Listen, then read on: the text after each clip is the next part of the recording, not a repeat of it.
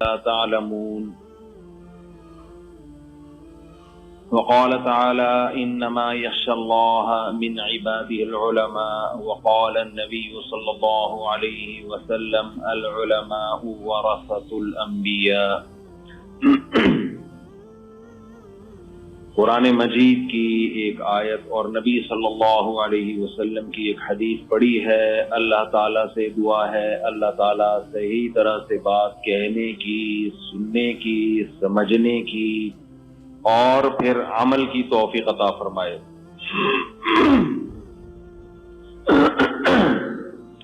گلا بیٹھ رہا ہے کہ پراٹھے اور ملائی، آپ کو پتہ ہے پھر گلا تو بیٹھے گا۔ آپ کہہ سکتے ہیں مفتی صاحب پھر چھوڑ دو پراٹھے، بھائی گلے کو صاف کرنا آسان ہے، یوں کرو صاف ہو جاتا ہے۔ کیا خیال ہے؟ اتنی سی محنت کی وجہ سے ہم پراٹھے چھوڑ دیں، یہ پراٹھوں کے لیے کی گستاخی ہے۔ خیر، میں نے قرآن مجید کی جو آیت پڑھی ہے، بہت اہم مضمون ہے آج کا جو میں بیان کرنے کی کوشش کروں گا۔ میں اپنے ٹائم کا ایک حصہ، سارا حصہ تو نہیں، ایک حصہ سوشل میڈیا پہ بھی گزارتا ہوں تاکہ پتہ چلے کہ سوسائٹی میں ہو کیا رہا ہے۔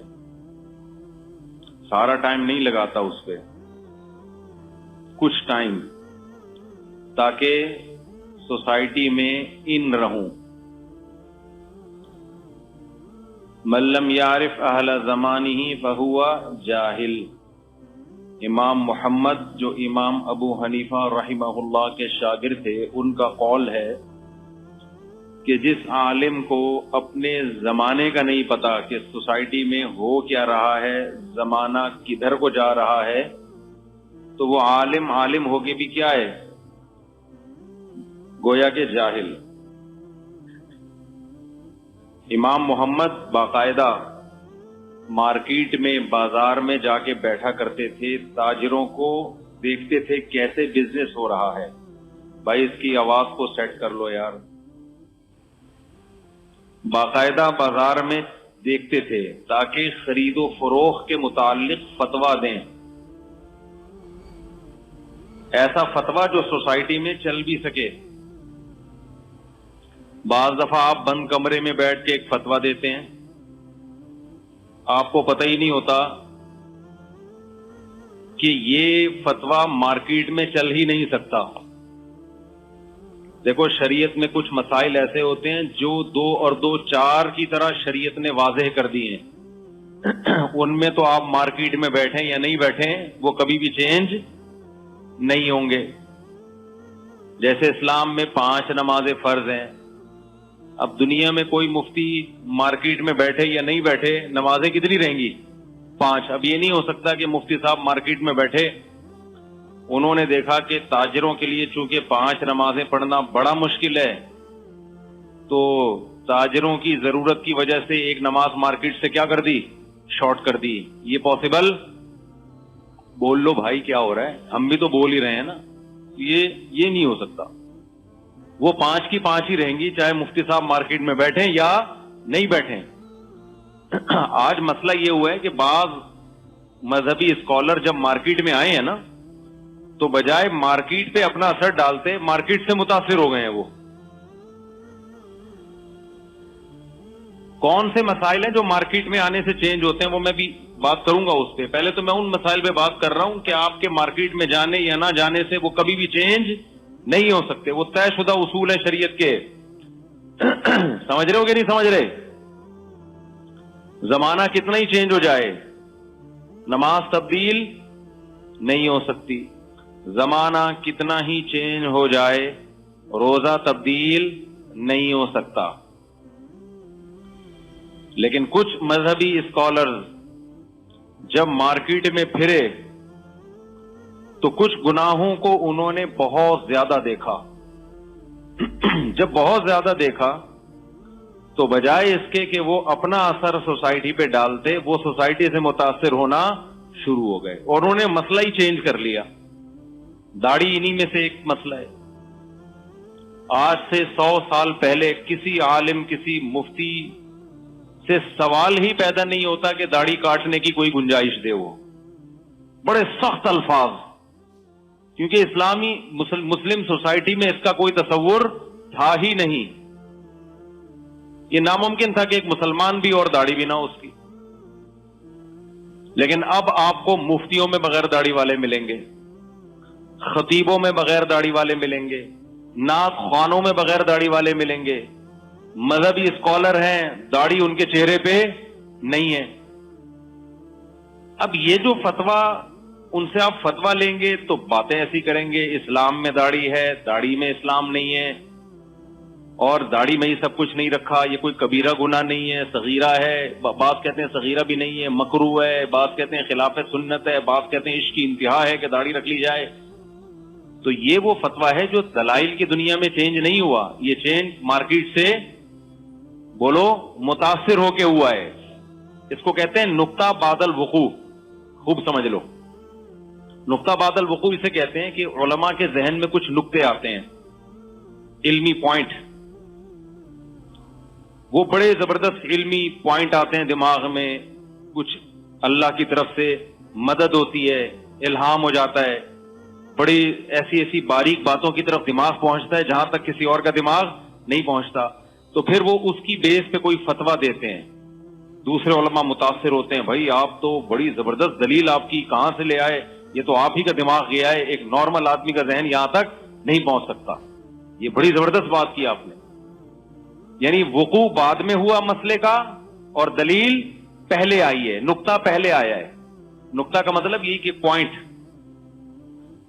बाज दफा होता है काम पहले हो जाता है बगैर किसी दलील के, अब जब हो गया, तीर कमान से निकल गया, तो आदमी फिर उसको सही करने की कोशिश में दलाइल तराशता है। दलाइल तराशना समझते हैं? दिल तराशा तो पता है ना, पश्तो में कहते हैं दिल तराशा, वो अलग चीज है, ये दलाइल तराशना अलग चीज है। काम आपने उल्टा कर लिया सोसाइटी से मुतासिर होके या अपने दिल की ख्वाहिशात से मुतासिर होके, गलत कर लिया, अब काम हो गया उल्टा।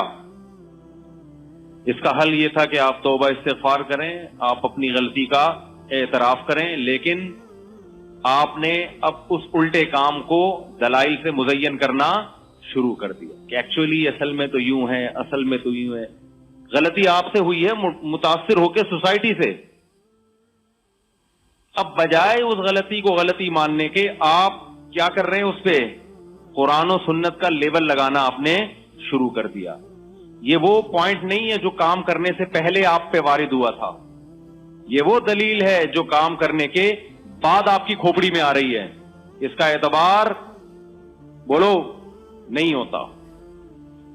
आजकल बहुत सारे जो मजहबी स्कॉलर्स हैं, मैं उलमा की बात नहीं कर रहा, मजहबी स्कॉलर्स का लफ्ज शामिल है सबको, चाहे आलिम हो चाहे गैर आलिम। इनमें बहुत से लोग सोसाइटी से मुतासिर हुए, सोसाइटी से मुतासिर होने के बाद अब चूंकि ये सोसाइटी को सही बात बताएंगे तो सोसाइटी इनको फॉलो नहीं करेगी, तो इन्होंने देखा सोसाइटी जिस चीज को फॉलो कर रही है उसी पे कुरान और सुन्नत का लेबल लगा के उसी को पार्सल कर दो मार्केट में, तो सोसाइटी कबूल भी करेगी, आपकी वाहवाह भी हो जाएगी और कुरान और सुन्नत का लेबल भी लग जाएगा, और सबसे कमाल की बात मौलवियों की मुखालफत भी हो जाएगी। हमारे यहां एक बहुत बड़ा तबका ऐसा है जो चाहता है कि जो भी मौलानाओं के खिलाफ बात करेगा ना तो हम उसको सपोर्ट करेंगे, उनको मौलानाओं से कोई चिढ़ है। ये हकीकत है, आपको बताऊं मैं। देखो हमारी सोसाइटी में ना एक बहुत बड़ा तबका ऐसा है कि जिसको किससे चिढ़ है, मौलवियों से, मौलानाओं से, आलिम के लफ्ज से चिढ़ है उनको। यह है बहुत बड़ा तबका। अब किसी ने भी मजहब का मंजन बेचना हो, वो यूट्यूब पे आके मौलवियों को बड़ा कहना शुरू कर दे, उसका चैनल क्या हो जाएगा, एकदम बूस्ट मारना शुरू कर देगा। वो सारी सोसाइटी के जो सारे लोग जो उलमा के खिलाफ थे वो इकट्ठे होना शुरू हो जाएंगे उस झंडे के तले। उस झंडे का नाम क्या है, मौलाना अगेंस्ट, मौलवी अगेंस्ट झंडा, ठीक है ना, उस पर जमा होना शुरू हो जाएंगे।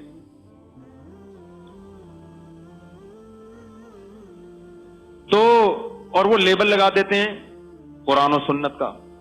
میں بھی مثالیں دوں گا انشاءاللہ, آپ کو ابہام میں نہیں رکھوں گا. آپ کہیں گے مفتی صاحب نے کوئی پتہ نہیں معاشرتی علوم کے سوالات پوچھنا ہم سے شروع کر دیے ہیں. یہ بھی ایک طبقہ ہے, یہ ذہن میں رکھیں. حالانکہ فرق ہے 2 نمبر مولانا اور 1 نمبر مولانا میں. چند 2 نمبروں کی وجہ سے سب کو 2 نمبر نہیں کہا جا سکتا. یہ اسلام ہے بھائی, اس کی حفاظت کا اللہ نے وعدہ کیا ہے. یہ سارے مولانا غلط نہیں ہو سکتے, ناممکن ہے. اگر ان میں غلط ہوں گے تو صحیح بھی انہی میں پیدا ہوں گے, یہ ہو نہیں سکتا. لیکن آپ دیکھ لو, جس کو اپنا منجن بیچنا ہو, انڈیا والے پوچھتے ہیں یہ منجن بیچنا کیا ہوتا ہے مفتی صاحب, آپ بار بار منجن, کوئی منجن کا بزنس. اور بھائی یہ اصطلاح ہے, ایک ٹرم ہے. کبھی کراچی آؤ, یہاں بسوں میں سفر کرو. اب تو بسیں بھی بڑی لگژری ہو گئی ہیں. پرانے زمانے میں منجن بیچتا تھا کہ نہیں بیچتا تھا؟ وہ ایک بندہ بس میں چڑھتا تھا, پہلے نماز کے فضائل بیان کرتا تھا, کہتا تھا سفر میں نماز پابندی سے پڑھو. ہم سمجھتے تھے یار اس سے زیادہ نیک آدمی دنیا میں پیدا نہیں ہوا. بس میں چڑھ کے ہمیں سفر میں نماز کی ترغیب دے رہا ہے کہ سفر میں نماز ضائع نہ ہو. پھر وہ بتاتا تھا روزہ رکھا کرو, ماں باپ کی خدمت کیا کرو. ہم بڑے, میں تو ایک دفعہ بہت متاثر ہوا واقعی, سچی مچی میں. اس کے بعد اس نے اپنا منجن نکالا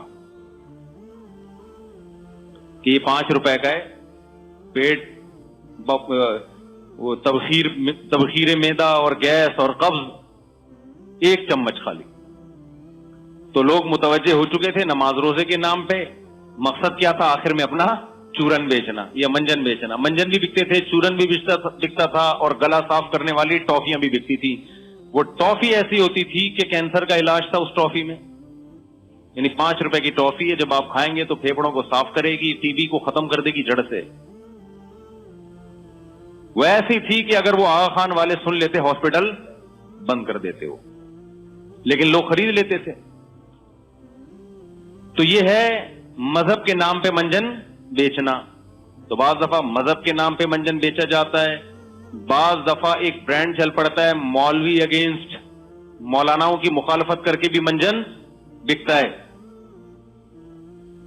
کہ مولوی ایسے, یہ مولویوں نے آپ کو الو بنایا ہوا, یہ مولوی لوگوں نے آپ کو یوں بنایا ہوا ہے. تو لوگ بڑے زبردست, کیونکہ لوگ چاہتے ہیں کہ مولویوں کی مخالفت سنیں. آپ حیران ہے کہ بھئی مولاناؤں نے کچھ کیا تو ہوگا نا جو لوگ مولویوں کی مخالفت سننا چاہتے ہیں, کچھ ان میں بھی تو فالٹ ہوگا نا. ابے کیا ہو گیا بھائی, آپ کہہ سکتے ہیں مفتی صاحب اس مولوی طبقے میں کوئی تو فالٹ ہوگا نا کہ ان کی مخالفت کا منجن فوراً بک جاتا ہے, جو ان کی مخالفت کرے مشہور ہو جاتا ہے. تو کچھ تو ہوگا نا ان میں بھی, لوگوں کو ان سے محبت ہوتی تو ان کی مخالفت کا منجن کہاں بکتا. ابے دیکھو جو منجن بیچتا ہے بس میں آ کے پہلے نماز روزے کی بات کر کے لوگوں کو متوجہ کرتا ہے, اس کا مطلب لوگوں کو نماز روزے سے محبت تھی تو متوجہ ہوئے نا. تو اب اگر آپ مولاناؤں کی مخالفت کر کے منجن بیچتے ہیں اور مخالفت کی وجہ سے پبلک اکٹھی ہو جاتی ہے, تو اس کا مطلب لوگوں کے دل میں مولاناؤں سے نفرت ہے, تبھی تو اکٹھی ہو رہی ہے نا. اور نفرت بلا وجہ تو نہیں ہوتی, کوئی وجہ ہوتی ہے تو نفرت ہوتی ہے نا, کوئی وجہ ہوگی نا, ورنہ کیوں لوگ سارے مخالف ہوئے ہوئے. تو اس کا جواب سمجھیں. 2 وجہ سے مولویوں کی مخالفت کا منجن بہت اسپیڈ سے بکتا ہے, 2 وجہ سے. ایک وجہ تو بہت سے لوگوں کو غلط قسم کے مولویوں سے واسطہ پڑا ہوتا ہے, اور اس میں بھی قصور لوگوں کا ہے. میں نے کل ایک بڑے سینئر عالم کو کسی کا کلپ بھیجا, میں نے کہا یہ جس نے یہ کلپ بیان بتایا ہے یہ غلط بیانی سے کام لے رہا ہے, لیکن لوگ اس کو اپریشیٹ کر رہے ہیں, اس کی مسئلے کو فالو کر رہے ہیں, حالانکہ یہ مسئلہ قرآن و سنت کے بالکل خلاف ہے. تو میں نے کہا یہ تو گمراہ ہو رہے ہیں پوری دنیا لوگ. مجھے بڑا ایک دکھ ہو رہا تھا کہ بالکل قرآن و سنت کے خلاف بات اس شخص نے کی ہے. اتنی غلط بات کی تھی کہ قرآن کی آیت کا ترجمہ بھی غلط کیا تھا, ترجمہ غلط کیا ہے. جو حدیث جہاں کی تھی وہاں سے ہٹا کے کہیں اور لگا دی تھی. یہود کے لوگ کرتے تھے نا ایسے, یحرفون الکلم عن مواضعہ, جو آیت یا حدیث جس موقع کی تھی اس کو اس موقع سے ہٹا کے اپنے مطلب پہ فٹ کر دیا. یہ کام کیا ہوا تھا اس اسکالر نے.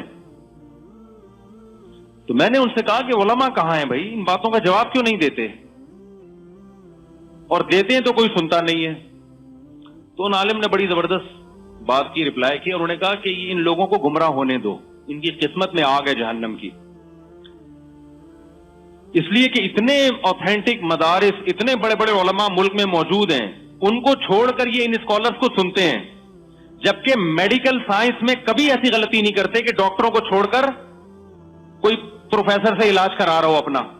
کبھی دیکھا آپ نے یہ غلطی کسی نے مسٹیک کی ہو؟ کبھی آپ نے یہ دیکھا کسی نے گردے کا علاج کرنا ہے اور یوٹیوب پہ قصائی کی ویڈیو سن رہا ہو وہ گردے کے علاج کے لیے؟ یہ ایسی مسٹیک آپ نے دیکھی کبھی لوگوں میں؟ بولو بھائی. یا کسی مکینک کا بیان سن رہا ہو شوگر کے بارے میں.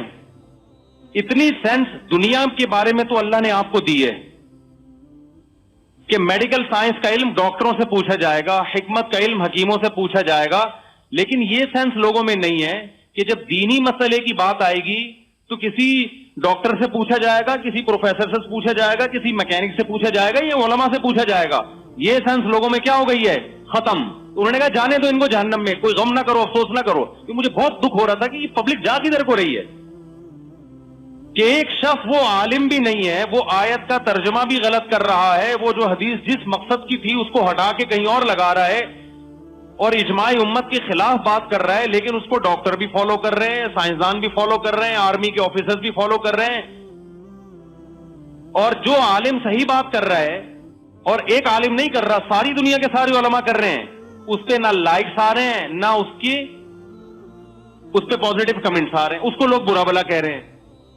تو مجھے بڑا دکھ ہوا, میں نے کہا یہ ہماری قوم جائے گی کہاں؟ تو میں نے اپنا دکھ شیئر کیا کسی کے ساتھ, ان کا جواب آیا ان کو جانے دو کہاں؟ جہنم میں. مجھے تسلی ہوگی, میں نے کہا بھائی ہم کو ٹھیکیدار تو ہیں نہیں, بھاڑ میں جائیں. کیا خیال ہے بھائی؟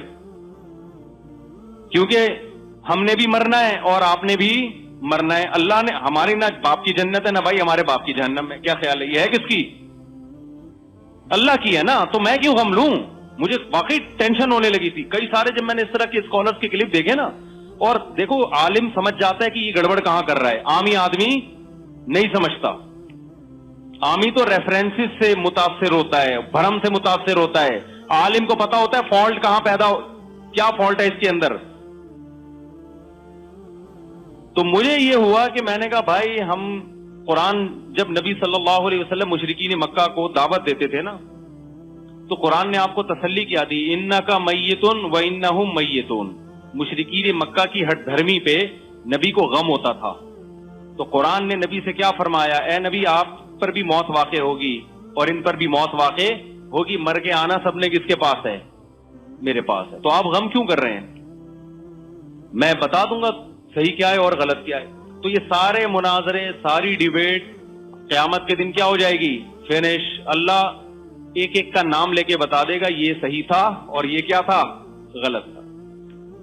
تو اس وقت اگر آپ اللہ کو یہ سمجھا سکتے ہو قیامت کے دن کہ اللہ میں نے ڈاکٹر کو شرعی مسائل میں فالو کیا تھا کیونکہ اس کی دلیل مضبوط تھی, تو اللہ کہے گا کہ میڈیکل سائنس میں قصائی کو فالو کرتے. بعض دفعہ قصائی کے پاس بھی دلیل کیا ہوتی ہے؟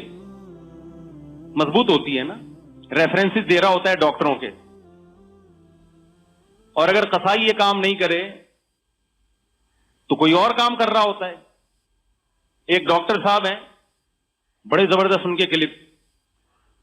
ڈاکٹروں میں بھی یہ دیکھا جاتا ہے کون کس چیز میں اسپیشلسٹ ہے. اگر کوئی شوگر کا اسپیشلسٹ ہے تو آپ اس سے ہارٹ کا علاج نہیں کرواؤ گے. صرف ڈاکٹر ہونا بھی کافی نہیں ہوتا. اسی طرح یاد رکھو علماء میں صرف عالم ہونا بھی کافی نہیں ہے. علماء دین کے علم کے بھی مختلف شعبے ہیں. کوئی ہسٹری میں بڑے عالم ہوتے ہیں, کوئی فتوے میں بڑے عالم ہوتے ہیں, کوئی گرامر میں بڑا عالم ہے, کوئی عربی لینگویج میں بڑے عالم ہیں. علماء کی بہت ساری فیلڈ ہیں. کوئی بلاغت میں بڑے عالم ہیں, ان کو بلاغت کا پتہ ہوتا ہے. کوئی نحو میں, عربی گرامر کا ایک پارٹ ہے نحو, اس میں بڑے عالم ہوتے ہیں. آج بھی گاؤں دیہاتوں میں جس نے نحو پڑھنی ہوتی ہے وہ نحو کا بڑا عالم تلاش کرتا ہے. جس نے صرف پڑھنی ہوتی ہے وہ صرف کے بڑے علماء کو تلاش کرتے ہیں. جس نے فتوے کا کام سیکھنا ہوتا ہے وہ بڑے مفتی کو تلاش کرتے ہیں. تو علماء کی بھی کیا ہے, ہمارے ہاں جب مجلس تحقیق ہوتی ہے نا دینی مدرسوں میں فقہی مسائل کی, حلال و حرام کے مسائل کی, تو اس میں سب علماء کو دعوت نہیں دی جاتی. حالانکہ عالم تو سارے ہوتے ہیں، ان میں صرف مفتیان کرام کو بلایا جاتا ہے. ان کو پتا ہے کہ بھئی علماء تو سب ہیں، اور کچھ حدیث میں بڑے ماہر ہوتے ہیں، کچھ اصول حدیث میں بڑے ماہر ہوتے ہیں. حدیث الگ شعبہ ہے اور اصول حدیث الگ شعبہ ہے. اصول حدیث کی بات ہوگی تو جو حدیث میں متخصص ہیں ان سے رابطہ کیا جاتا ہے، اور جب مسائل کی بات ہوگی تو جو افتاء میں بڑے ہیں ان سے رابطہ کیا جاتا ہے.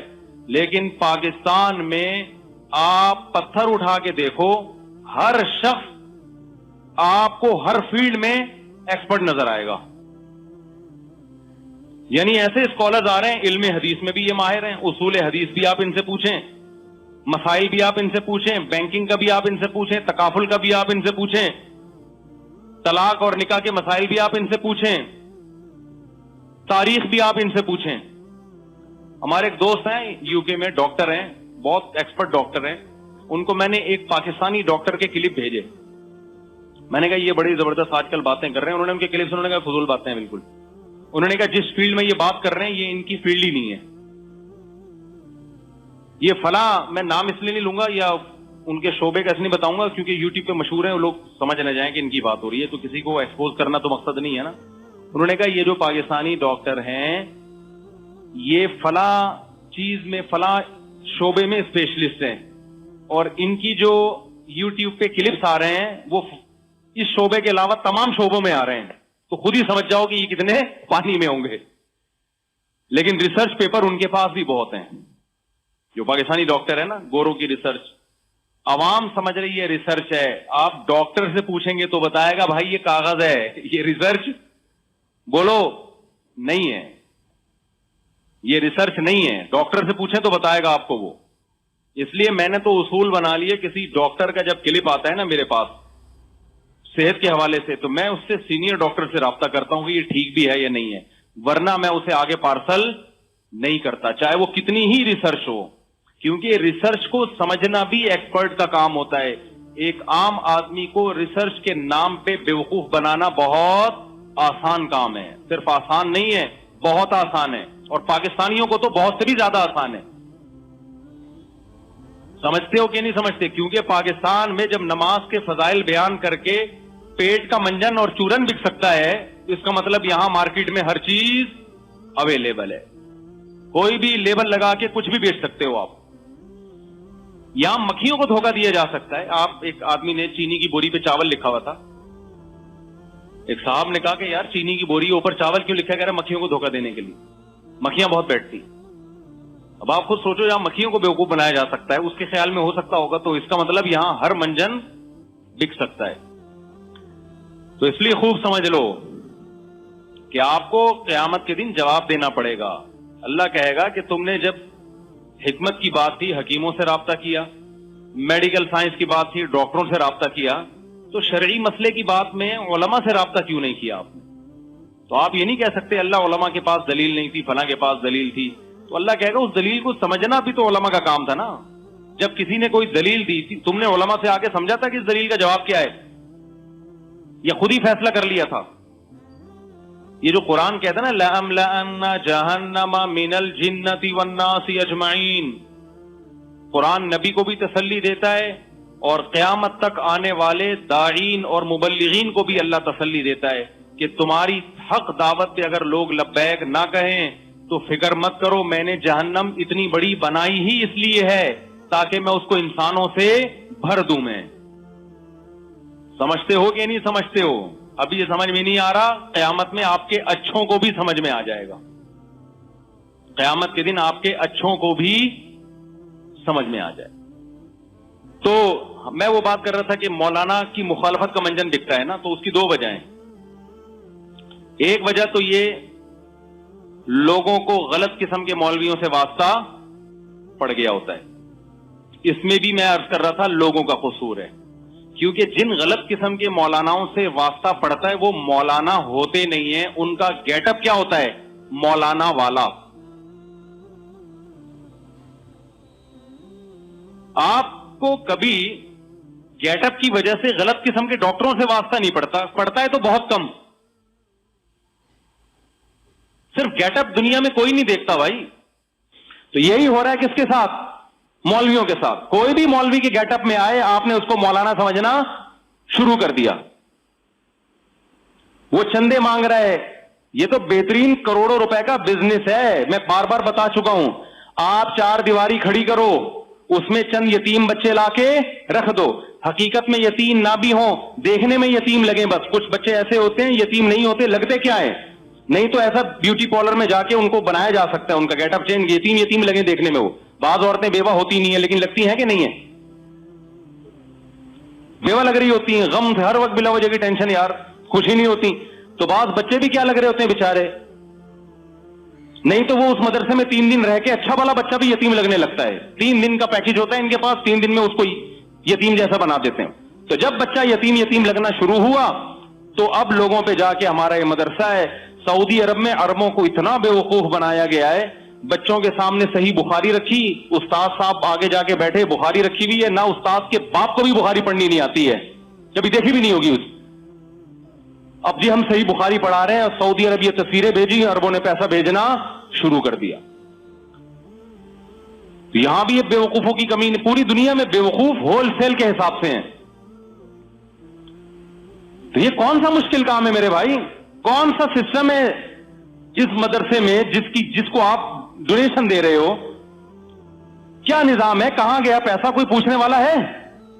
اتنا پیسہ تیرے باپ کے پاس آ رہا ہے, تو کروڑوں روپے کی تو گاڑیاں خرید رہا ہے, تو بنگلے بنا رہا ہے, تو بتانا تیرے پاس پیسہ کہاں سے آ رہا ہے؟ کوئی پوچھنے والا ہے؟ اور جب آپ اس مولوی ٹائپ کے آدمی سے پوچھو کہ تیرے پاس پیسہ کہاں سے آ رہا ہے, تو وہ جواب میں کیا کہے گا؟ تم کون ہوتے ہو پوچھنے والے؟ زیادہ آپ حساب مانگیں گے تو پھر علماء کی توہین اور گستاخیوں کی وعیدیں, کہ علماء کی توہین جو کرے گا وہ دائرہ اسلام سے خارج ہے, اور لوگ پھر عقیدت محبت میں. ہائے حضرت, ایک مولوی صاحب تھے, وہ اسی طرح کر رہے تھے حساب کتاب, پیسوں کے حساب نہیں دے رہے تھے. کوئی بندہ چپک گیا ان پہ, کمیٹی ہی کا بندہ چپک گیا نا, کہ بھئی کیا ہو رہا ہے, آپ کا لاکھوں روپے چندہ آ رہا ہے, لاکھوں کیا ہے, کہاں آ رہا ہے, کہاں جا رہا ہے؟ مولانا نے کہا میں تیرے خلاف بددعائیں کروں گا, تو مجھے اذیت دے رہا ہے. انہوں نے کہا آپ نا رات کے آخری حصے میں الٹے ہاتھ سے میرے خلاف بددعائیں کریں, مجھے اس پہ کوئی تکلیف بولو نہیں, مجھے بہت خوشی ہوگی, مجھے بہت زیادہ خوشی. ایسا ہی کانفیڈنس چاہیے. کیوں پوچھنے والا نہیں ہے بھائی؟ جب وزیر اعظم سے پوچھا جا سکتا ہے, نیب پوچھ سکتی ہے کہ اتنے اثاثے آپ کے پاس کہاں سے آئے, جب صدر مملکت کو عدالت میں گھسیٹا جا سکتا ہے, جب آرمی چیف پہ انگلیاں اٹھ سکتی ہیں, جب تو مسجد کے امام پہ یا مدرسے کے محتمم پہ کیوں نہیں پوچھا جا سکتا؟ بالکل پوچھا جائے گا. اس پر لازم ہے کہ وہ بتائے کہ اس سال اتنا چندہ آیا اور اس کی یہ رسیدیں ہیں, اور یہاں یہ چندہ خرچ ہوا ہے. تمہارا باپ بھی بتائے گا. نہیں بتا رہا, مدرسہ بند کرو وہاں سے. یہ اس کا مطلب کمائی کا دھندا ہے, یہ مولوی نہیں ہے. اس کی شکل کیا ہے؟ یہ گیٹ اپ مولوی والا بنایا ہوا اس نے. پیسہ کمانے کے لیے مولوی کا گیٹ اپ بنانا کوئی مشکل کام نہیں ہے. مولوی چور نہیں ہوتا میرے بھائی, چور مولویوں کا گیٹ اپ بنا لیتے ہیں. علماء 2 نمبر نہیں ہوتے, 2 نمبر لوگ عالم کا گیٹ اپ بنا لیتے ہیں. اور ایسے ایک نہیں ہے ہمارے ساتھ, تو جو مشہور لوگوں نے درجنوں کیس ہوتے ہیں ان کے ساتھ. اب اس میں ہماری غلطی نہیں ہے, غلطی کس کی ہے؟ ایسے تو مشہور لوگوں کے ساتھ تو ہوتا رہتا ہے. ایسے ایک صاحب, میں جہاں بیان کے لیے جا رہا ہوں, فوراً گاڑی لے کر آ رہے ہیں کہ آپ نے فلاں جگہ جانا ہے نا. دیکھو وارداتیں کیسے ہوتی ہیں. میں جا رہا ہوں بیان کے لیے نا, ایک جگہ میرا بیان ہے, ایک دم ایک لینڈ کروزر آ گئی میرے پاس, مفتی صاحب آپ میرے ساتھ چلیں, میں آپ کے لیے گاڑی لے کر آیا ہوں. میں نے کہا بڑا نیک آدمی ہے بھائی, پہلے ہی گاڑی لے آیا, ماشاءاللہ. ہم چلے گئے, سیلفیاں, تصویریں لینڈ کروزر میں. دوبارہ میرا کہیں اور بیان اناؤنس ہوا, میں گاڑی لے کر آ رہا ہوں. میں نے پوچھا یہ گاڑی آپ کی ذاتی ہے؟ کہہ رہے ہاں. مجھے شک ہوا کہ اس کی گاڑی نہیں ہے. میں نے ذرا تحقیق کی تو پتا چلا کسی اور سیٹ کو ٹوپی کرا رہا ہے کہ مفتی صاحب نے کہا ہے کہ اپنی گاڑی آپ مجھے دے دیں, میں نے بیان میں جانا ہے. وہ سیٹ الو کا پٹھا ہے یا نہیں ہے مجھے بتاؤ یار.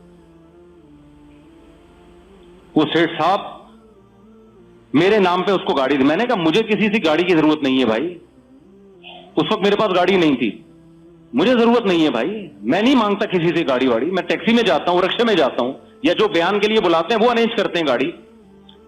پھر مجھے لگا کہ یہ اس نے 2 نمبریاں اور بھی کی ہوں گی. میں نے اس سیٹ سے پوچھا, میں نے کہا اس نے میرے نام پہ چندہ تو نہیں مانگا؟ اس نے کہا بہت پیسہ دے چکا ہوں اس کو میں.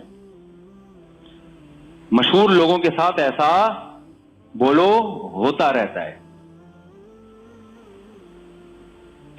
اچھا, یہی جو بندہ گاڑی لے کر آتا میرے لیے, اس نے مولانا منظور مینگل صاحب کو بھی بیوقوف بنایا ہوا تھا, مولانا طارق جمیل صاحب کو بھی بیوقوف بنایا ہوا تھا. پھر میں نے سب کو اطلاع دلوا دی کہ اس بندے سے دور رہو.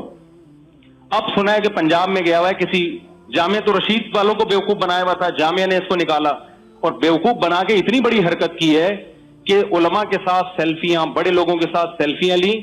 اس کے بعد ایک خاتون کو نے جب دیکھا کہ فیس بک پہ اس کی سیلفیاں مولانا طارق جمیل صاحب کے ساتھ آ رہی ہیں, مولانا منظور مینگل صاحب کے ساتھ آ رہی ہیں, مفتی طارق مسعود صاحب کے ساتھ اس کی سیلفیاں آ رہی ہیں, تو اس خاتون نے اس سے رابطہ کیا کہ آپ تو ماشاءاللہ لگ رہا ہے بڑے پہنچے ہوئے ہیں, تو کوئی میری ایک پریشانی ہے, کائنڈلی آپ وہ حل کر سکتے ہیں؟ اس نے کہا ضرور. اور اس کا گیٹ اپ آپ دیکھو نا, اس غیرت لیس آدمی کا, آپ کو لگے گا اس سے زیادہ نیک اس کائنات میں پیدا ہوا ہی نہیں ہے. ایسا خوبصورت گیٹ اپ ہے نا, شلواریں آدھی پنڈلیوں تک, سفید کاٹن کلف, اور ایسا نورانی چہرہ. آپ کہو گے یار یہ نور تو نے کسی سے ادھار لیا ہے, قرضہ لیا ہے, کہاں سے؟ پاکستان میں ایسا نور, کراچی میں تو بہت مشکل ہے. یہاں کا انوائرمنٹ ایسا ہی نہیں ہے جو نور چہرے پہ چھوڑے. اس غربت مہنگائی میں یہ رونق اس کے چہرے پہ یار. اور اخلاق ایسے ہیں کہ آپ اس کو مارو پیٹو, غیرت بے غیرتی کے تانے دو, اس کو غصہ نہیں آئے. کیا کہ ہم علماء کے غلام ہیں, ہم علماء کے کیا ہیں؟ خادم ہیں. آپ بڑے ہیں. ایک عامل یاد رکھو غیرت لیس ہوتا ہے, روحانی عامل. جتنا برا والا اس کو غصہ نہیں آتا, اس کو پتا ہے میں نے غصہ کرنا شروع کیا میری دکان بند ہو جائے گی. جب بھی عامل لوگ روحانی علاج والے علماء سے ملتے ہیں نا, اتنی عزت دیتے ہیں, مجھے بہت عزت دیتے ہیں, حالانکہ پتا ہے میں ان کے سب کے خلاف ہوں, پھر بھی ان میں غیرت ہی نہیں ہے. مجھ سے ملتے ہیں بڑی عقیدت سے, اور میں اس کو پازیٹیو نہیں لے کے جاتا. میں کہتا ہوں اس کے خلاف اتنا میں نے بولا ہے, پھر بھی عقیدت سے مل رہا ہے. یہ اس کی بےغیرتی میں اعلیٰ نمبر کے بےغیرت ہونے کی دلیل ہے, کیونکہ اس کو پتا ہے یار مفتی صاحب سے اگر میں بدتمیزی سے ملا تو اور خلاف ہو جائیں گے. ان کو اخلاق سے قائل, دلائل تو ہے نہیں. جب بندے کے پاس دلائل نہیں ہوتے تو اخلاق کے علاوہ کوئی اور راستہ رہتا نہیں ہے. اس لیے عامل لوگ بہت تمیز سے ملتے ہیں مجھ سے, تو پاؤں دبانا شروع کر دیتے ہیں. اور یہ میں اس لیے کر رہا ہوں تاکہ نہ ملا کریں مجھ سے تمیز سے. مجھے نہیں چاہیے ان لوگوں سے تمیز. اتنے بغیرت ہے نا, یہ آپ کی سوچ جہاں ختم ہوتی ہے اس سے اوپر ان کی بغیرتی شروع ہوتی ہے. کاش یہ بات علماء کی سمجھ میں آ جائے, کاش علماء کی. علماء میرے خلاف ہو گئے کہ یہ مبالغہ کر رہے ہیں عاملوں کے خلاف بولنے میں. میں مبالغہ نہیں کر رہا, یہ علماء کو بیوقوف بناتے ہیں. تو جب بھی عامل کے بارے میں خیال آئے نا کہ بےغیرت ہوتے ہیں, تو سمجھ لو کہ جتنے آپ کو سمجھ میں آ رہے ہیں نا, اس کے بعد سے ان کی بےغیرتی بولو شروع ہوتی ہے. ان کو پیسہ کمانا ہے بھائی, نہ یہ میڈیکل سائنس میں ان کی کوئی قابلیت ہے, نہ انجینئرنگ میں ان کی کوئی قابلیت ہے, کسی فیلڈ میں انجینئر ہیں یہ, نہ یہ دین کا علم انہوں نے پراپر وے میں حاصل کیا ہوتا ہے, نہ ان کا کوئی بزنس ہوتا ہے. اب ان کے پاس کاروبار کے لیے اس کے علاوہ کوئی دھندا, جب آتا شاتا کچھ نہیں ہے تو پھر یہی رہ جاتا ہے نا کہ یار چلو 24 گھنٹوں کا کام شروع کر. 2 کام ہے پاکستان میں دبا کے. اچھا میں وہ جلدی سے فراڈیے کا بتا دوں, تو وہ خاتون نے اس کو اپنے مکان کی فائلیں بھیج دی کہ ہمارا یہ کچھ کیس چل رہا ہے, کائنڈلی اس کو حل کر دیں. بس مکان کی فائل آنی تھی, اب عورت کی مجبوری ہے. اس خاتون نے بھی اپنے گھر والوں کی پرمیشن کے بغیر فائل بھیج دی. اب اس خاتون کو اس نے بلیک میل کرنا شروع کیا. کاغذات آپ کے پاس آ گئے, وہ بیچاری گھر میں بھی نہیں بتایا اس نے ابا اماں کو, اور پھر اس کی عزت سے کھیلنا شروع کیا اس نے. خیر وہ کیس ہم نے پکڑا الحمدللہ. وہ خاتون یہاں بھی آئی, بتایا, ہم نے کہا آپ بے وقوف ہو, کوئی بھی اٹھے آپ کو مفتی طارق مسعود کا ریفرنس دے اور آپ ہم سے پوچھے بغیر فائل پکڑا دی. خیر وہ الحمدللہ کیس پکڑا گیا, اور پھر اس بندے کو نکالا. نکالنے کے بعد اب پنجاب گیا ہوا ہے, کچھ سنا ہے کہ 2-3 بڑے علماء کے پاس ان کو بیوقوف بنا رہا ہے. اب مسئلہ کیا ہے, سوال پیدا ہوتا ہے بھائی ہم ان کو فون کر کے بتا دیں کہ یہ 2 نمبر ہے, میں بتا کیوں نہیں رہا, یہ سوال پیدا ہوتا ہے نا کہ مفتی صاحب آپ پنجاب کے فلاں مولانا کے پاس ایک شخص گیا ہوا ہے, آپ کو پتا ہے کہ 2 نمبر ہے, ان کو بیوقوف بنا رہا ہے, تو آپ فلاں مولانا کو فون کر کے بتا دو کہ یہ 2 نمبر ہے. تو آپ بتا کیوں نہیں رہے؟ میں اس لیے نہیں بتا رہا کہ ہم نے یہ تجربے پہلے کر کے دیکھ لی. ایک شخص کے بارے میں ہم نے بتایا کہ یہ 2 نمبر ہے, انہوں نے بجائے تحقیق کرنے کے اس کو کہہ دیا کہ مفتی صاحب تمہارے بارے میں کہہ رہے ہیں تم 2 نمبر ہو. ابے تمہیں جب ہم نے بتایا تو تم ہوشیار ہو جاؤ, خود تحقیق کرو نا. تم بجائے اس کے جا کے میں کسی کے بارے میں آپ کو کہوں کہ یہ بندہ چور ہے ذرا ہوشیار رہنا, تو آپ کو چاہیے کہ آپ ہوشیار رہیں, اس کو ٹریس کریں, اس کی چوری پکڑیں, پھر آپ بتائیں مفتی صاحب آپ کا شکریہ. نہ یہ کہ آپ چور کو جا کے کہتے ہیں کہ مفتی صاحب تمہارے بارے میں کہہ رہے تھے تم کیا ہو, چور ہو. اس کا مطلب دونوں چور ہیں. سمجھ میں نہیں آ رہی بات؟ تو جب ہم نے کہا سینس ہی نہیں ہے تو پھر کیا ضرورت ہے بھائی بتانے کی. سمجھتے ہو بات کو؟ اب مجھے ایک بات بتاؤ, اس بیس پہ اس طرح کے بہت سارے کیسز ہوتے ہیں, اس بیس پہ جو علماء سے بدگمان ہوگا یہ تو اس کے 2 نمبر ہونے کی دلیل ہے نا, اور عوام کے بے وقوف ہونے کی دلیل ہے کہ کوئی بس جس نے گیٹ اپ بنا لیا, پگڑی پہن لی, شلوار ٹخنوں سے اوپر ہے, سفید کپڑے, نیٹ کلین جھک جھک کے مل رہا ہے, لوگوں نے اس کو مولانا سمجھنا شروع کر دیا. تو ایک وجہ تو یہ ہے.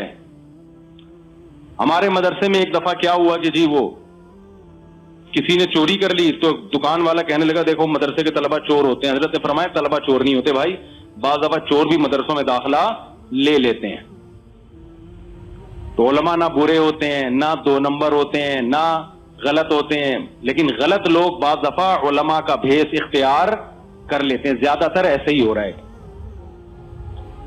تو پاکستان میں 2 طریقے ہیں پیسے کمانے کے, ایک عملیات اور ایک دوسرا طریقہ جو میں نے ابھی آپ کو بتایا, بہترین طریقہ ہے. 4 دیواری, یتیم بچے, اس کے بعد آپ نوٹ چھاپنے کی مشین.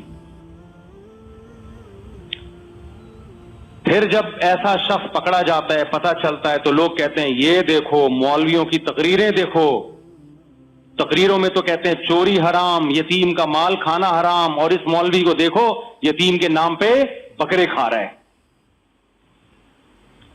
تو بھائی یہ مولوی کا قصور نہیں ہے, یہ آپ کا قصور ہے کہ کوئی بھی شخص جس نے مدرسہ بنا لیا, یتیم بچوں کو لا کے رکھ لیا, جن کا یہ بھی نہیں پتا کہ یتیم ہیں بھی کہ نہیں ہے, اور رسیدیں چھاپنا کوئی مشکل کام بولو نہیں ہے, اور ٹرسٹ اور فاؤنڈیشن رجسٹرڈ کرانا بھی کوئی مشکل کام نہیں ہے پاکستان میں. ہمارے تو وکیلوں سے رابطے ہیں, وکیل لوگ بولتے ہیں مفتی صاحب جس کو بلیک منی کو وائٹ کرنا ہوتا ہے نا, وہ پاکستان میں ایک فاؤنڈیشن یا ٹرسٹ بنا کے دبا دب نوٹ چھاپنا شروع کر دیتا ہے. ٹرسٹ کے نام پہ گاڑیاں بھی منگوائے گا, چلائے گا خود. یہ ہو رہا ہے مارکیٹ میں. میں یہ نہیں کہہ رہا سارے ٹرسٹ غلط ہیں بھائی, یہ ساری فاؤنڈیشن جو غلط ہیں, اچھے بھی ہیں برے بھی ہیں, لیکن برے بھی ہیں اس میں ہول سیل کے حساب سے. تو کچھ لوگ تو اس لیے مولاناؤں سے بدگمان ہوتے ہیں کہ انہوں نے اس ٹائپ کے لوگ دیکھ لیے ہوتے ہیں جو مولانا ہوتے نہیں ہیں, ان کا گیٹ اپ کیا ہوتا ہے مولانا والا. میں اکثر ایک واقعہ بیان میں بتاتا ہوں. گلشن اقبال میں رہا کرتا تھا, ایک اپارٹمنٹ تھا, فلیٹ تھے, نیچے گزرنے کا راستہ تھا, اس گزرنے کے راستے کی جگہ پہ ایک صاحب نے مسجد بنا لی, ایک مولانا صاحب نے. یعنی مولانا صاحب کا مطلب مولانا ٹائپ کے صاحب جو دیکھنے میں کیا لگ رہے تھے مولانا. بالکل گیٹ کے آگے نا پہلے ہلکی ہلکی اینٹیں لا کے رکھی, جگہ گھیری, مصلی بنایا. مصلی کا مطلب اب نماز ہوا کرے گی. اب جو لوگ ہیں ان کو تکلیف ہو رہی ہے, بھائی یہ اپارٹمنٹ ہے, یہاں آپ اگر مصلی بناؤ 5 ٹائم نمازیں ہوں تو ہمارا گزرنا کیا ہوگا, مشکل ہوگا. پھر لوگوں نے بائکیں لانا بھی شروع کر دی. اچھا مجھے پہلے یہ بات پتا نہیں تھی, میرے قریب میں وہی پڑھتی تھی, میں وہاں جا کے نماز پڑھ رہا تھا. اتنے میں نے 2-4 لوگوں کو دیکھا وہ بڑبڑاتے ہوئے گزر رہے ہیں, مولوی کو برا بلا کہہ رہے ہیں, یہ مولوی ایسا, یہ مولوی ایسا, یہ مولوی ایسا, یہ مولوی ایسے ہوتے ہیں, مولوی 2 نمبر ہوتے ہیں. میں نے کہا بھائی کیا ہے؟ تو مولوی صاحب اور 2-4 نمازی جو ان کے ساتھ ملے ہوئے تھے وہ کہنے لگے یہ کافر ہیں, یہ 2 نمبر مسلمان ہیں, ان کو نماز سے تکلیف ہو رہی ہے. مجھے بھی خیال ہوا کہ یار 2 نمبر لوگ ہیں یار, ان کو نماز پڑھنے سے کیا ہو رہی ہے, تکلیف ہو رہی ہے. وہ بار بار وہ کہہ رہے مولوی ایسے. جب میں مسئلے کی تحقیق میں گیا تو پتا چلا بھائی یہ غیر قانونی جگہ پہ آپ نے مسجد بنائی ہوئی ہے. یہ گزرگاہ ہے، یہ تو نہیں کہ کہیں بھی کھڑے ہو کر کچھ بھی بنا لو، اور اس میں باقاعدہ چندہ بھی ہو رہا ہے، اور محلے والے چندہ بھی دے رہے ہیں، اسی اپارٹمنٹ کے لوگ، کوئی ابا کے ثواب کے لیے، کوئی اماں کے ثواب کے لیے، کسی کی نانی تازہ انتقال ہوا ہے، چلو جی نانی کے لیے۔ مولوی تو ہے، وہ مولوی نہیں تھا، وہ بندہ تھا بے روزگار، اس کے پاس پیسہ کمانے کا کوئی ذریعہ نہیں تھا، اس نے کہا یہاں یہ کرو، مسجد کے نام پہ چندہ بھی آئے گا، پہ گیا، کچھ امام کی تنخواہ میں گیا، کچھ تعمیر میں گیا، اور تھوڑے دنوں میں آپ کیا بن گئے؟ کروڑ پتی۔ اور جو نانی اور دادی مرے ہوئے ہیں وہ گئے، اب وہ تیل لینے بھی کہتے نہیں بھائی ممبر پہ ایسی باتیں نہیں کرو، تو کیا کرے پھر آدمی؟ اب یہ موضوع تمیز سے بتانے کے ہیں، یہ میں کیا بہت شائستہ لہجے میں بتاؤں؟ ہے بھائی جو اس طرح کی حرکتیں کر کے اسلام کو، دین کو، علماء کو بدنام کر رہے ہیں۔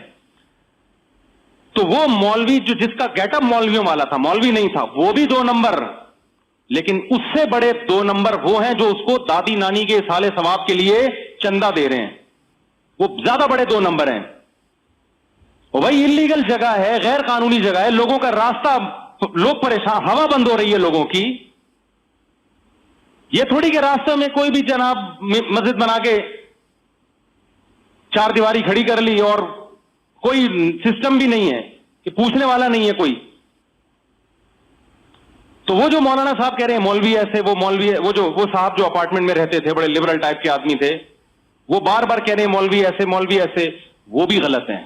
او بھائی تو نے ایک داڑھی ٹوپی والے کو دیکھا غلط جگہ مسجد بنا رہا ہے، لوگوں کی زمین پہ قبضہ کر رہا ہے اور غلط طریقے سے چندے لے رہا ہے، تو اس کی وجہ سے تم نے یہ کیوں کہنا شروع کر دیا کہ مولوی ایسے، مولوی ویسے؟ تو ان حرکتوں کی وجہ سے یہ کہنا علماء ایسے ہوتے ہیں، علماء ویسے ہوتے ہیں، مولوی ایسے ہوتے ہیں۔ او بھائی جو اس بیس پر مولویوں کو برا بھلا کہہ رہا ہے، تو وہ اصل میں اپنے آپ کو کیا ثابت کر رہا ہے کہ میں کیا ہوں؟ میں وہ ہوں، وہ میں آپ کو میں نے پورا اختیار دے دیا، اب جو چاہتا۔ یہ بہترین گالی ہو گئی، وہ آئندہ سے وہ ہی استعمال کروں گا، کیونکہ یہ اس کا مفہوم بہت وسیع ہے۔ اس کا مفہوم کیا ہے؟ اس میں کچھ جو جتنا آپ کو نفرت ہے وہ لفظ آپ فل ان دا بلینک، خالی جگہ میں وہ ڈال دو آپ۔ تو ایک تو یہ وجہ ہوتی ہے، دوسری وجہ یہ ہوتی ہے کہ واقعی بعض لوگوں کو کچھ 2 نمبر مولویوں سے واسطہ پڑ جاتا ہے، جو سچی مچی کے مولوی ہی ہوتے ہیں، عالم ہی ہوتے ہیں، یہ بھی ہوتا ہے۔ وہ حقیقت میں کیا ہوتے ہیں؟ عالم ہوتے ہیں، مفتی ہوتے ہیں، لیکن لوگ یہ نہیں دیکھتے کہ ہر فیلڈ میں اچھے بھی ہوتے ہیں اور ہر فیلڈ میں برے بھی ہوتے ہیں۔ کبھی ایسا نہیں ہوتا 2 نمبر ڈاکٹروں کی وجہ سے آپ ڈاکٹروں کی فیلڈ ہی کا انکار کر دو کہ علاج ڈاکٹروں سے کرانا ہی نہیں چاہیے، میڈیکل سائنس میں ان سے گائیڈنس لینی ہی نہیں چاہیے، چونکہ ڈاکٹر 2 نمبر ہوتے ہیں، لہذا ہم علاج اب قصائیوں سے کرائیں گے۔ کبھی ایسا سنا آپ نے کسی سے؟ تو واقعی بعض دفعہ ایک شخص علم حاصل کرتا ہے، عالم بن جاتا ہے، لیکن وہ ہوتا کیا ہے؟ 2 نمبر۔ کیوں؟ علم 2 طرح کے ہیں، ایک علم ظاہری علم ہے، قرآن و سنت کا علم، ایک باطنی علم ہے، اللہ کی محبت، اللہ کی خشیت، آخرت کا تصور، دنیا کا مسافر خانہ ہونا۔ یہ ہر ایک کو حاصل نہیں ہوتا۔ تو جس عالم کا دل اندر سے خالی ہے، اللہ کی محبت سے خالی ہے، وہ عالم اسی علم کو غلط کیش کرانا شروع کر دیتا ہے۔ اور انہی علماء کے بارے میں حدیثیں ہیں کہ نبی صلی اللہ علیہ وسلم نے فرمایا قیامت کے دن ایک عالم کو لایا جائے گا، اللہ اس سے پوچھے گا کہ بتا میں نے جو تجھے نعمتیں دی تو نے اس پہ کیا عمل کیا؟ وہ کہے گا اللہ میں نے تیرے دین کا علم حاصل کیا اور اس کو دنیا میں پھیلایا۔ اللہ کہے گا جھوٹ بولتا ہے، تو نے علم اس لیے حاصل کیا تاکہ لوگوں میں واہ واہ ہو، اور اس لیے پھیلایا تاکہ لوگوں میں واہ واہ ہو۔ اسے پیشانی کے بالوں سے پکڑ کے جہنم میں پھینک دیا جائے گا۔ شہید کو لایا جائے گا، اللہ کہے گا بتا تو نے میرے لیے کیا کیا؟ وہ کہے گا اللہ تیرے راستے میں نے جان دی۔ وہ اللہ کہے گا نا نا نا نا، تو نے میرے لیے جان نہیں دی، تو نے لوگوں کو دکھانے کے لیے جان دی ہے، لوگ کہیں گے بڑا بہادر تھا، تو میرے پاس آج تیرے لیے کوئی اجر نہیں ہے۔ اب آپ بتاؤ اس 2 نمبر شہید کی وجہ سے کیا شہیدوں کو برا کہا جا سکتا ہے کہ شہید برے ہوتے ہیں؟ تو اس 2 نمبر عالم کی وجہ سے کیا مولویوں کو، علماء کو برا کہہ سکتے ہیں کہ علماء برے ہوتے ہیں؟ آج تک کوئی ایسا اسکالر دیکھا ابے سارے شہید 2 نمبر ہوتے ہیں؟ کوئی کہے نہیں بھائی شہید شہادت کی تو بڑی فضیلت ہے۔ ابے کہاں سے ہے؟ وہ جو حدیث میں آتا ہے وہ شہید ہی ہوگا جس کو لا کے جہنم میں پھینکیں گے۔ تو ہم جواب میں کیا کہیں گے؟ یار وہ ایک آدمی تھا، یا 1000 ہوں گے، یا 1,00,000 ہوں گے. باقی تو شہیدوں کے جو فضائل ہیں، شہید کا خون کا قطرہ زمین پہ بعد میں گرتا ہے، اللہ اس کے سارے گناہ پہلے معاف کرتا ہے. حدیث میں آتا ہے شہید قیامت کے دن لایا جائے گا، اس کے جسم سے خون بہ رہا ہوگا، لونہ لون دم، خون کا رنگ وہی ہوگا جو خون کا رنگ ہوا کرتا ہے، لیکن اس کی خوشبو مشک و عنبر سے زیادہ مہک رہی ہوگی. اور یہ تو ہم نے اپنی آنکھوں سے، اپنے ناک سے دنیا میں سونگھی ہے شہید کے خون کی خوشبو. تو یاد رکھو جیسے شہداء کے فضائل ہیں، علماء کی فضیلت شہداء سے زیادہ ہے. کیوں؟ اس کی کیا دلیل ہے؟ قرآن نے 4 درجے بیان کیے ہیں، من النبیین والصدیقین والشہداء والصالحین. قرآن انعام یافتہ لوگوں میں 4 لوگوں کو شامل کرتا ہے. سب سے پہلے پیغمبر، کوئی عالم، کوئی شہید، کوئی بڑے سے بڑا بزرگ پیغمبر کی خاک کے برابر بھی نہیں ہو سکتا. اللہ نے نبیوں کے بعد صدیقین کا تذکرہ کیا. صدیق اس عالم کو کہتے ہیں جس کا عمل اس کے علم کے مطابق ہو. عالم بھی ضروری ہے. صدیق کا لفظی لغوی ترجمہ کیا ہے؟ سچا. صادق سے نکلا ہے نا، یہ مبالغہ ہے. صدیق سچے کا مطلب کیا؟ صرف سچ بولنے والا نہیں، قول و عمل میں سچا. یہ منافقت کی ضد ہے. قول و عمل میں کیا ہو؟ بولو نا سچا. اور یہاں قول سے مراد وہ قول جو شریعت کے مطابق، اور وہ عمل جو شریعت کے مطابق. اور شریعت کے مطابق صحیح قول کرنا یہ وہی کر سکتا ہے جس کے پاس شریعت کا علم ہو. اس لیے علماء نے اس آیت کی گہرائی میں گھس کے اس کا ترجمہ کیا ہے کہ صدیق وہ علماء مراد ہیں اس سے کہ جو باعمل علماء ہوں، ان کے قول و عمل میں تضاد نہ ہو. تو یہ دوسرا مقام انبیاء کے بعد سب سے بڑا کس کا ہے؟ علماء کا. وہ علماء جو دنیا کو مسافر خانہ سمجھتے ہیں، جن کے دل میں حب مال اور حب جاہ نہیں ہے. حب جاہ کا مطلب لوگوں میں شہرت کے بھوکے. بعض عالم بن جاتے ہیں لیکن شہرت کے بھوکے ہوتے ہیں. ان کے مسئلے کیا ہوتے ہیں؟ چینج. بعض عالم بن جاتے ہیں لیکن پیسے کے بھوکے ہوتے ہیں. پیسوں کی خاطر مسئلے کیا ہو رہے ہوتے ہیں؟ چینج. یہ 2 چیزیں اس عالم کو متاثر نہ کریں. تو وہ علماء انبیاء کے بعد سب سے بڑا مقام کس کا ہے؟ بول لو یار، ان علماء کا ہے. اور آپ بڑے آرام سے اسکالر، یہ مولوی ایسے ہوتے ہیں. تو عالم ہت کو تو مولوی کہا جاتا ہے بھائی. سبھی کو لپیٹ رہے ہو آپ. اور پھر نتیجہ کیا نکلا؟ ان علماء کو برا کہہ کے کوئی پروفیسر غامدی صاحب کو کسی نے اپنا باپ بنایا ہوا ہے، مسائل پروفیسر غامدی صاحب سے پوچھ رہا ہے. کسی نے ڈاکٹروں کو اپنا امام بنایا ہوا ہے مسائل میں. کل وہ ایک صاحب نے عدالتی خلا سے متعلق کلپ بھیجا ایک وکیل صاحب کا کہ عدالتی خلا شرعن معتبر ہے. وکیل صاحب نے قرآن و سنت کے دلائل دیے ہوئے تھے. میں نے کہا مجھے ایک بات بتاؤ، مجھے اس وکیل کو جواب دینے کی ضرورت نہیں ہے کیونکہ یہ عالم، بولو، اس نے پاکستانی لا تفصیل سے پڑھا ہے، شرعی لا اس نے تفصیل سے نہیں پڑھا. آیتیں تو وہ بھی کوٹ کر رہا تھا. آیتیں میں نے کہا یہ جو آیت کوٹ کر رہا ہے اس کا یہ مطلب ہے ہی نہیں. تو ساری دلیل ان وکیل صاحب کے اس پہ کہ وہ جو پاکستان چونکہ اسلامی ریاست ہے، اسلام کے خلاف کوئی قانون نہیں بن سکتا، لہذا جب کورٹ یہ فیصلہ کرے گی کہ یہ خلا معتبر ہے تو پھر کورٹ کو یہ حق ہے اور وہ اسلام کو ٹوپی ڈرامہ گھما گے نا. اگر اس عدالتی خلا کو معتبر مان لیں تو girl friend boy friend system اور نکاح میں کوئی فرق رہے گا ہی نہیں. گرل فرینڈ بوائے فرینڈ میں بھی جب چاہے دونوں میں سے کوئی ایک بریک اپ کر لے، اور عدالتی خلا میں بھی جب چاہے بیوی جا کے طلاق لے لے، تو یہ دونوں ایک میوچل انڈرسٹینڈنگ سے رہ رہے ہیں. کوئی فرق بچا؟ بولو نا. کچھ بھی نہیں. تو نکاح اور گرل فرینڈ بوائے فرینڈ ایک ہی چیز بن گئے پھر تو میں نے ان سے کہا کہ کیوں میں اس میں اپنا سر ضائع کروں یار. کہہ رہے نہیں یہ انگلش بھی جانتے ہیں، ان کی تحقیق انگلش میں ہے، انگلش میں جو مرضی پھینک دو، پبلک کہتی ہے پڑھا لکھا آدمی ہے. سمجھ رہے ہو کہ نہیں سمجھ رہے؟ تو انگلش میں آپ جو مرضی بول دیں، لوگ کیا کہتے ہیں؟ بندہ کیا ہے؟ پڑھا لکھا. وہ بھائی پڑھا لکھا اس لحاظ سے ہے کہ اس کو انگلش آتی ہے، اچھی بات ہے، تو اس سے انگلش سیکھ لو. آپ جس کو انگلش نہیں آتی اس سے آپ انگلش، مجھ سے نہیں سیکھو آپ انگلش. لیکن پڑھا کیا ہے اس نے؟ اگر اس نے اسلام کو پڑھا ہے. اسلام کو پڑھنے کا مطلب ہسٹری آف اسلام نہیں ہے. قرآن سب سے پہلے اس نے عربی سیکھی ہے کہ نہیں سیکھی ہے؟ کیونکہ ہمارے سارے اسلامی علوم کس زبان میں ہیں؟ عربی میں ہیں. آج کے بڑے بڑے اسکالرز آپ مجھے ان کے سامنے بٹھا دیں, اللہ کی قسم بہت سارے اسکالر عربی کی ایک عبارت پڑھ نہیں سکتے, ترجمہ کر نہیں سکتے جب تک کوئی رٹا رٹائے ترجمہ ان کو بتائے نہیں, اور وہ تحقیقات پیش کر رہے ہیں مسائل کی جو ترجمہ نہیں کر سکتے. تو بتاؤ یہ قرب قیامت ہے یا نہیں ہے؟ رسول اللہ صلی اللہ علیہ وسلم نے فرمایا, ان اللہ, بخاری مسلم کی حدیث ہے, ان اللہ لا يقبض العلم انتزاعا من صدور العلماء, اللہ علم کو علماء کے سینوں سے نہیں اٹھائے گا کہ علماء کے پاس علم ختم ہو جائے, ولکن يقبض بقبض العلماء, علماء کو اٹھانا شروع کرے گا اللہ تعالیٰ. علماء آہستہ آہستہ مارکیٹ سے شارٹ. پھر نتیجہ کیا نکلے گا؟ فَإِذَا لَمْ يَبْقَ عَالِمٌ, جب علماء ختم ہونا شروع ہو جائیں گے, اتَّخَذَ النَّاسُ جُهَالًا رُؤُوسًا, لوگ جاہلوں کو اپنا سردار بنائیں گے.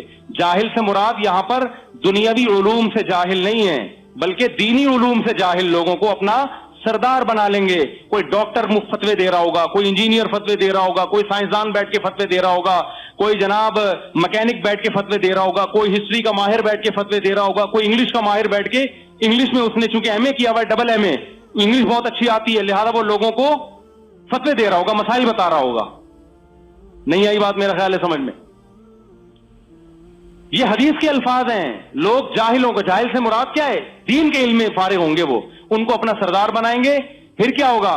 فَأَفْتَوْا بِغَيْرِ عِلْمٍ, دین کا علم ان کے پاس نہیں ہوگا لیکن وہ لوگوں کو فتویٰ دیں گے. فَضَلُّوا, خود بھی گمراہ ہوں گے, وَأَضَلُّوا, اور لوگوں کو بھی گمراہ کریں گے. تو ریسرچ پیپر میرے بھائی یا ریسرچ نام پہ ہی گمراہ کریں گے وہ, کیونکہ لوگوں میں اس ریسرچ کو سمجھنے کی صلاحیت نہیں ہوگی. ایسے تھوڑی لوگ ان کی بات پہ یقین, لوگ کہیں گے دلیل سے بات کر رہے ہیں, حالانکہ وہ دلیل نہیں ہوگی, وہ لفاظی ہوگی.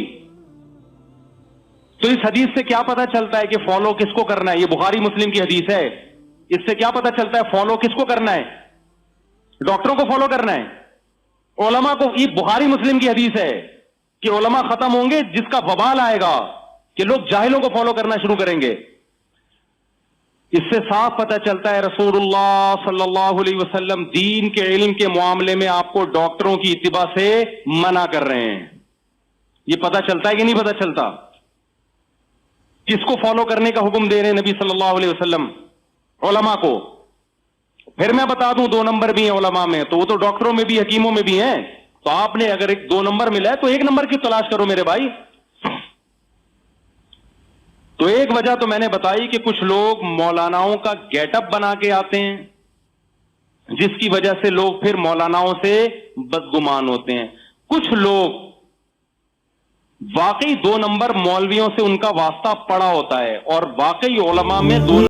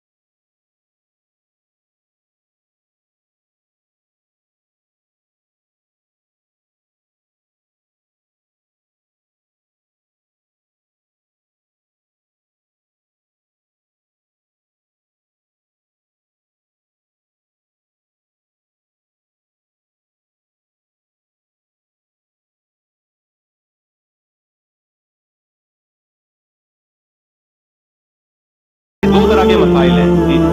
کچھ مسائل تو ایسے ہیں جو چینجیبل نہیں ہے. شریعت 5 نمازیں ہمیشہ کتنی رہیں گی بھائی؟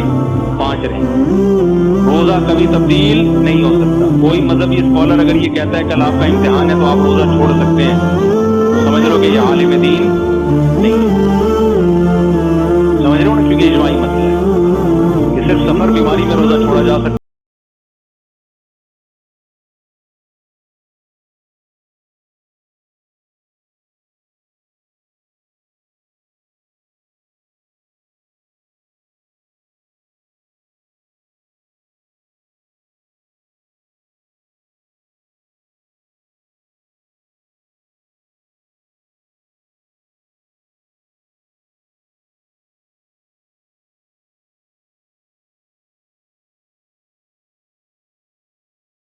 ہوتے ہیں نا وہ والی آنکھ کیا ہوتی ہے ان کی, بند. ہمیشہ وہ آنکھ کھلی ہوتی ہے جو ان کے فیور میں دلائل جا رہے ہوتے ہیں. دوسری آنکھ انہوں نے کیا کی بھی ہوتی ہے, بند. تو یہ میں آپ کو جو پکا کر رہا ہوں نا کہ آپ نے دینی مسائل صرف علماء سے پوچھنے ہیں, ان کے علاوہ آپ کے پاس کوئی آپشن نہیں. اچھا, یہاں بھی لوگ اکثر کہتے ہیں کہ یہ مولوی لوگ اپنی دکان چلانے کے لیے یہ باتیں کر رہے ہیں کہ تاکہ علماء کے محتاج رہیں لوگ.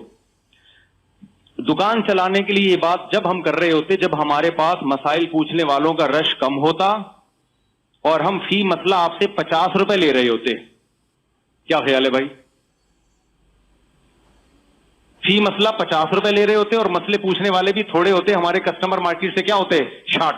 پھر ہم کہتے یار بندہ ہی نہیں آ رہا, تو ہم آپ کو علماء کے فضائل سناتے کہ مسئلہ صرف علماء سے پوچھیں, اور جب پوچھیں تو ایک مسئلے پہ 50 روپے دیں علماء کو.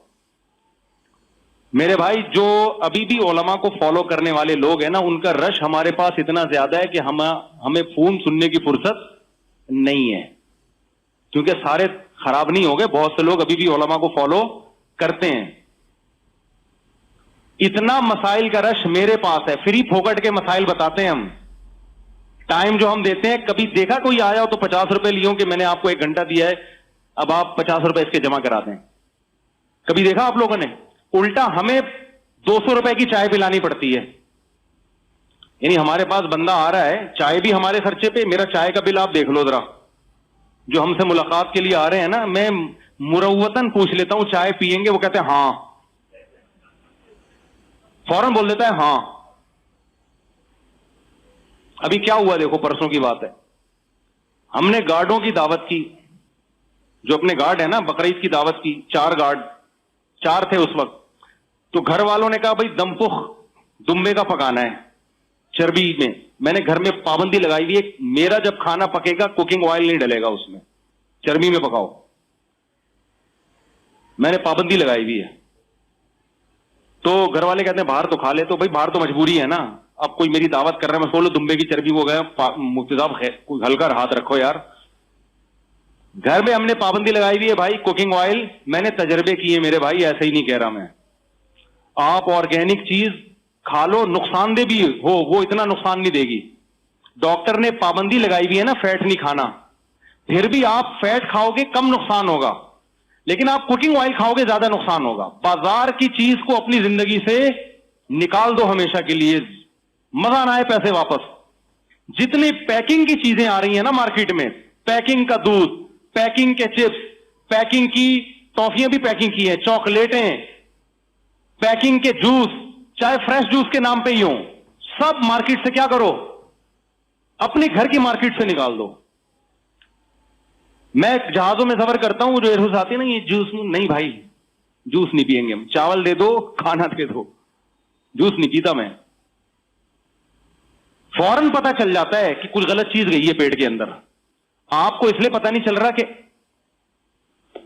عادی ہو گئے ہیں. تو یہ خوشی کی بات نہیں ہے کہ آپ کا امیون سسٹم بہت بوسٹ کر گیا ہے.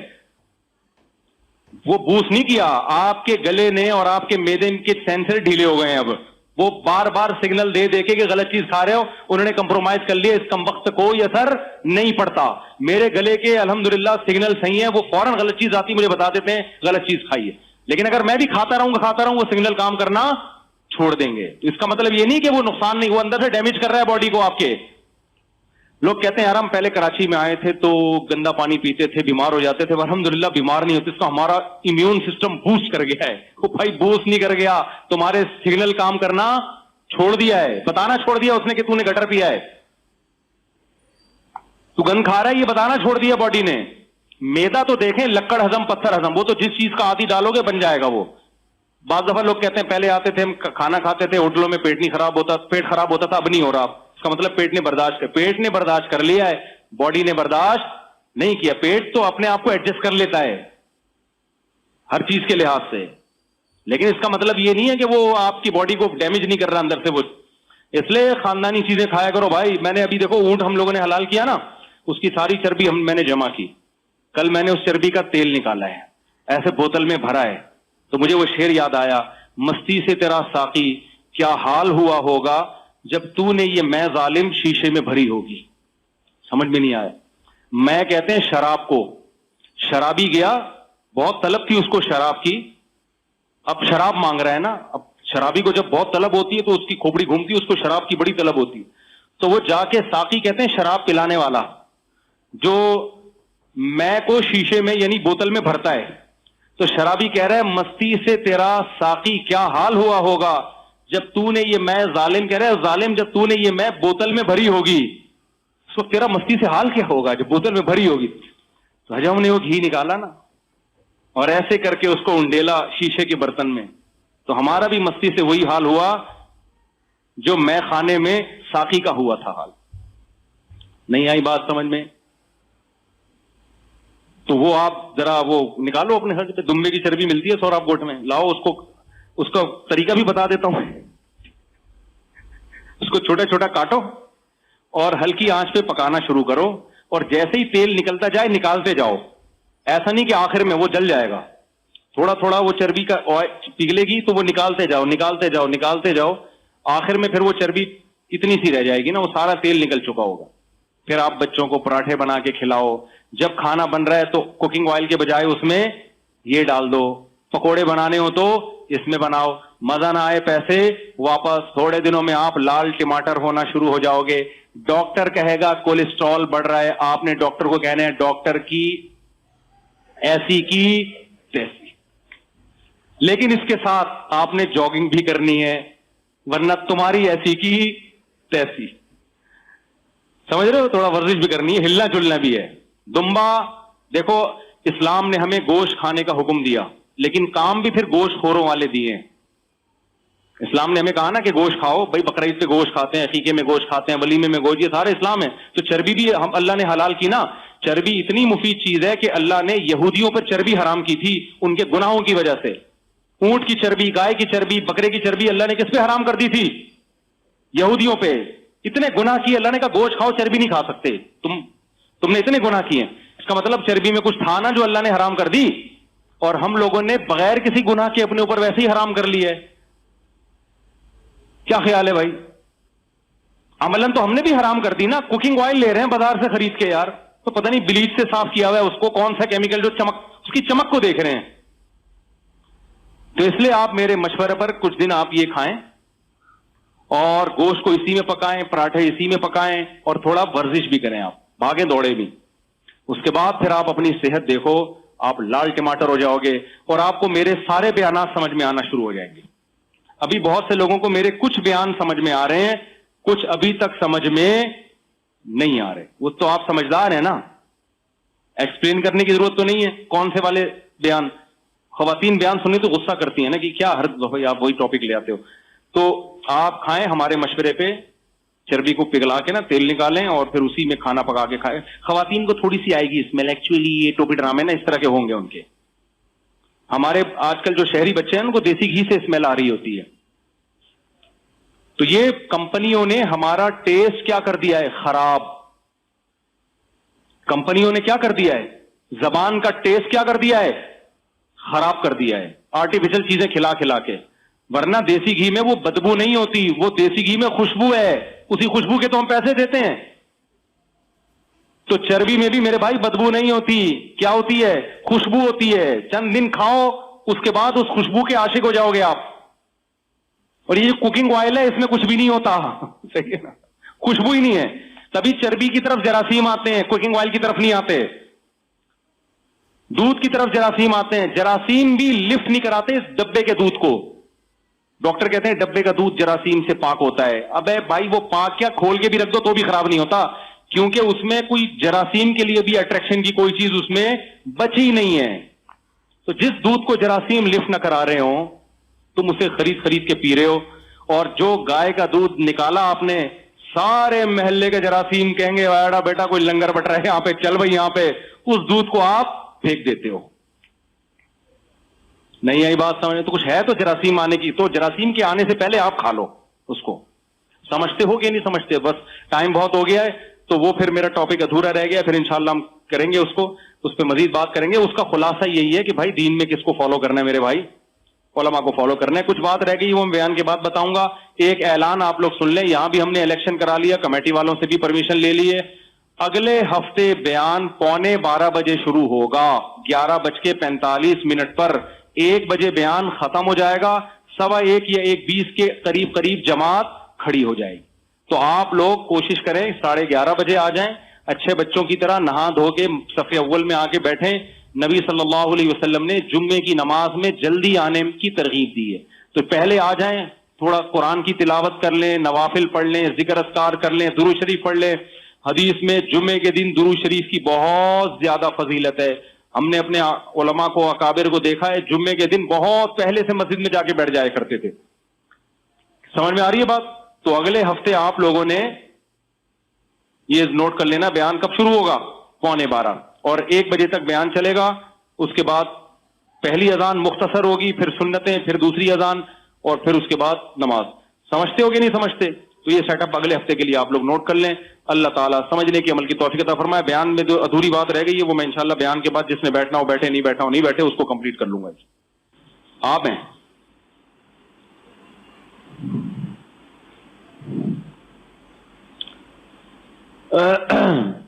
جناب, آپ نے اجازت دی ہے کہ میں 50,000 مہر میں مریم رؤوف بنت عبد الرؤوف کا نکاح محمد ابراہیم بل محمد عارف سے کروں, اجازت ہے؟ چلیں جی. الحمدللہ نحمده ونستعینه ونستغفره ونؤمن به ونتوکل علیہ ونعوذ باللہ من شرور انفسنا ومن سیئات اعمالنا, من يهده الله فلا مضل له ومن يضلله فلا هادي له, ونشهد ان لا اله الا الله وحده لا شريك له, ونشهد أن سيدنا وحبيبنا وشفيعنا وسندنا محمدا عبده ورسوله صلى الله تعالى عليه وعلى آله وأصحابه وبارك وسلم تسليما كثيرا كثيرا. أما بعد فأعوذ بالله من الشيطان الرجيم. بسم الله الرحمن الرحيم. يا أيها الناس اتقوا ربكم الذي خلقكم من نفس واحدة وخلق منها زوجها وبث منهما رجالا كثيرا ونساء, واتقوا الله الذي تساءلون به والأرحام إن الله كان عليكم رقيبا. وقال تعالى يا أيها الذين آمنوا اتقوا الله وقولوا قولا سديدا يصلح لكم أعمالكم ويغفر لكم ذنوبكم ومن يطيع الله ورسوله فقد فاز فوزا عظيما. وقال النبي صلى الله عليه وسلم تزوجوا الودود الولود فإني مباهي بكم الأمم. وقال النبي صلى الله عليه وسلم تزوجوا ولا تكونوا كرهبان النصارى.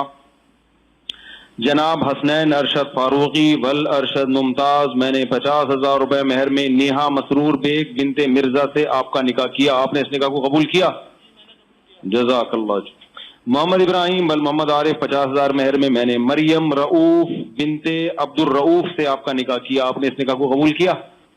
جزاک اللہ جی. دعا کر رہے ہیں اللہ تعالیٰ دونوں نکاحوں میں برکت دے. اور بھی ہے کوئی؟ الحمدللہ رب العالمین والعاقبۃ للمتقین والصلاۃ والسلام علی رسولہ الکریم وعلی آلہ وصحبہ اجمعین. اے اللہ ان دونوں نکاحوں کو اپنے دربار میں قبول فرما, اس کی برکتیں اللہ زوجین کو تادم حیات نصیب فرما. آپس کے اختلاف انتشار سے, لڑائی جھگڑوں سے, ہر قسم کے شر فساد سے اللہ ان دونوں جوڑوں کی حفاظت فرما. اے اللہ اس نکاح کو دونوں کے خاندانوں میں جوڑ کا ذریعہ بنا, محبت الفت کا ذریعہ بنا. دونوں کے خاندانوں کو آپس کے اختلاف و انتشار سے, لڑائی جھگڑوں سے, شیطان کے ہر قسم کے شر سے اللہ محفوظ فرما. جس کی جو جائز مراد ہے اللہ اس کی مراد کو پورا فرما. ربنا آتنا فی الدنیا حسنۃ وفی الآخرۃ حسنۃ وقنا عذاب النار. صلی اللہ تعالی علی خیر خلقہ محمد وعلی آلہ وصحبہ اجمعین برحمتک یا ارحم الراحمین.